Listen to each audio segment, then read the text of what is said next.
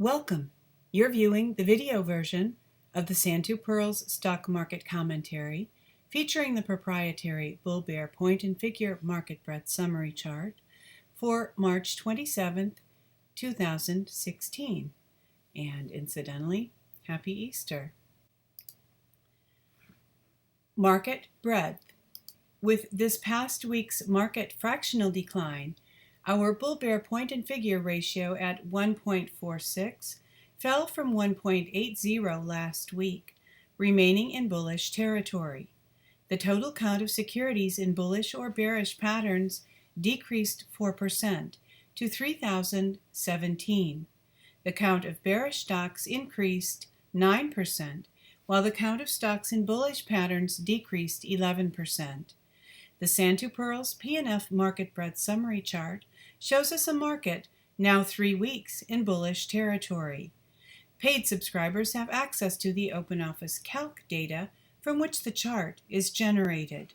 You may become a paid subscriber by visiting s2pmarketsignal.com, clicking on Membership, clicking Register, and following the prompts. To receive the Pirls Weekly Stock Market Commentary via email free of charge, simply enter your email address in the space provided. The well-known market breadth indicator, the Nasdaq McClellan Summation Index, rose 53 points for the 20th advance in 30 weeks. At a positive 305.17 points, it continues above the November 2014 and February 2015 tops, and continues below the 4 additional tops above plus 100 and above all 6 bottoms below minus 100 in the last 3 years. Volume analysis. In this week's volume analysis, the Nasdaq Composite Index ended in neither accumulation nor distribution mode, with average daily volume lower than the prior week. In the last 2 weeks, the Nasdaq had 3 accumulation days and 2 distribution days. Accumulation days are counted when the index closes up on higher volume than the prior market day, while distribution days occur when the index closes down on volume higher than the prior market day. Last week, the Nasdaq ended in accumulation mode on higher average daily volume. Momentum, now at a positive 57.54. The CCI 20 daily fell from positive 124.03 last week, but still outside the plus or minus 50 range for a valid zero-line reject long entry signal. In Woody's CCI trading system, 6 consecutive bars above or below zero are required for a change of trend.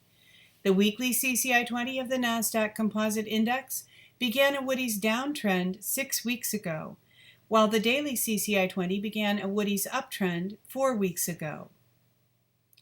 The CCI 20 weekly continues in a Woody's trend down.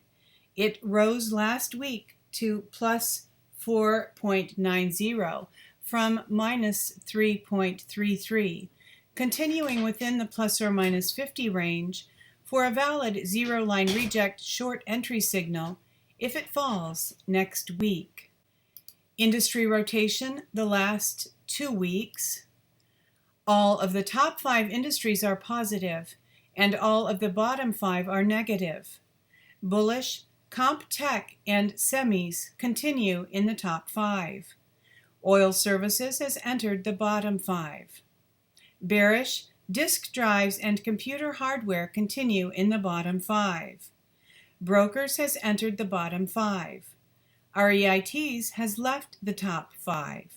Focus this week from www.michaelhudson.com, the inversion of classical economics, or Days of Revolt, How We Got to Junk Economics, which is a transcript of Chris Hedges' interview of economist Michael Hudson on the history of classical economics, exploring Marx's interpretation of capitalism as exploitation. The video and some key points from the transcript are as follows. Hedges, reading from Hudson's book, Killing the Host, How Financial Parasites and Debt Destroyed the Global Economy. Debt always expands to reach a point where it cannot be paid by a large swathe of the economy. This is the point where austerity is imposed and ownership of wealth polarizes between the 1% and the 99%. Today is not the first time this has occurred in history. Hudson, the essence of classical economics was to reform industrial capitalism, to streamline it, and to free the European economies from the legacy of feudalism. The legacy of feudalism was landlords extracting land rent and living as a class that took income without producing anything. Hedges, from your book, you make the point that banks almost never funded industry. Hudson, that's the point. They never have. By the time you got to Marx later in the 19th century, you had a discussion, largely in Germany, over how to make banks do something they did not do under feudalism. Right now, we're having the economic surplus being drained, not by the landlords, but also by banks and bondholders. Hudson, Adam Smith thought if everybody felt the burden of war in the form of paying taxes, they'd be against it. Well, it took all of the 19th century to fight for democracy and to extend the vote so that instead of landlords controlling Parliament and its lawmaking and tax system through the House of Lords, you'd extend the vote to labor, to women, and everybody. The theory was that society as a whole would vote in its self-interest. It would vote for the 99%, not for the 1%. Hudson, here's what happened. Marx traumatized classical economics by taking the concepts of Adam Smith and John Stuart Mill and others and pushing them to their logical conclusion. Progressive capitalist advocates, Ricardian socialists such as John Stuart Mill, wanted to tax away the land or nationalize it. Marx wanted governments to take over heavy industry and build infrastructure to provide low-cost and ultimately free basic services. This was traumatizing the landlord class and the 1%, and they fought back. They wanted to make everything part of the market, which functioned on credit supplied by them and paid rent to them. None of the classical economists imagined how the feudal interests, these great vested interests that had all the land and money, actually would fight back and succeed. Hedges, one of the points you make in your book, which I liked, was that in almost all cases, those who had the capacity to make money parasitically off interest and rent had either, if you go back to the origins, looted and seized the land by force or inherited it. Hedges, but you blame this on what you call junk economics. Hudson, junk economics is the anti-classical reaction. Hedges, explain a little bit how, in essence, it's a fictitious form of measuring the economy. Hudson, yes, the head of Goldman Sachs came out and said that Goldman Sachs workers are the most productive in the world. That's why they're paid what they are. The concept of productivity in America is income divided by labor.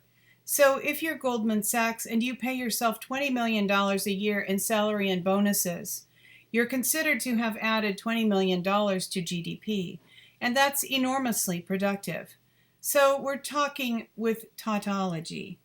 We're talking with circular reasoning here. So the issue is whether Goldman Sachs, Wall Street, and predatory pharmaceutical firms actually add product, or whether they're just exploiting other people. That's why I use the word parasitism in my book's title.